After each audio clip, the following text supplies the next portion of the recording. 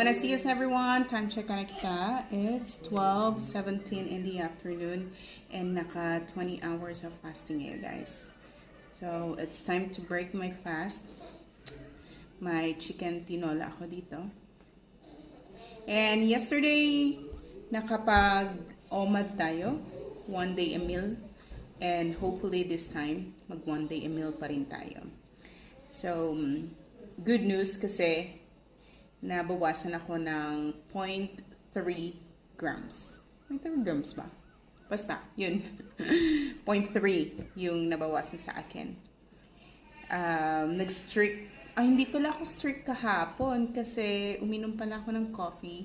Pero nung na-search ko is 21 calories lang naman siya. And yung food ko kahapon is sausage, egg, and liempo. Ano pa ba? And then, kumain din ako ng super konting chicharon. And yung coffee. Yun lang yung kinain ko the entire day. Medyo nabawasan or binawasan ko nga yung food ko kahapon kasi I wanna see kung ano yung effect sa weight ko.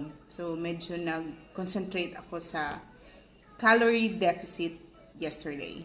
So, today, I'm hoping to do the same thing. Pero medyo, siguro more or less 900 to 1,000. Estimated lang guys ha, calories ito. Pero hindi, pag naglo-low carb kasi tayo, hindi tayo nag-focus sa calories. As long na low carb yung kinakain natin, hindi tayo focus sa calories. Pero this time, gusto kong i-check din yung calories. Para at least alam ko kung ano yung dapat kong gawin talaga. Kasi minimal lang talagang exercise ko. Medyo umulan pa dito. Kahapon sana tatakbo ako. Pero ulan. So, stay at home. Bawal mabasa. So, let's eat guys. Yum. And then, itatry ko pa rin yung coffee ngayon. Na, anong coffee yan? Coffee with oat milk. Okay, yun lang. Shinare ko lang. Bye! Stay low carb!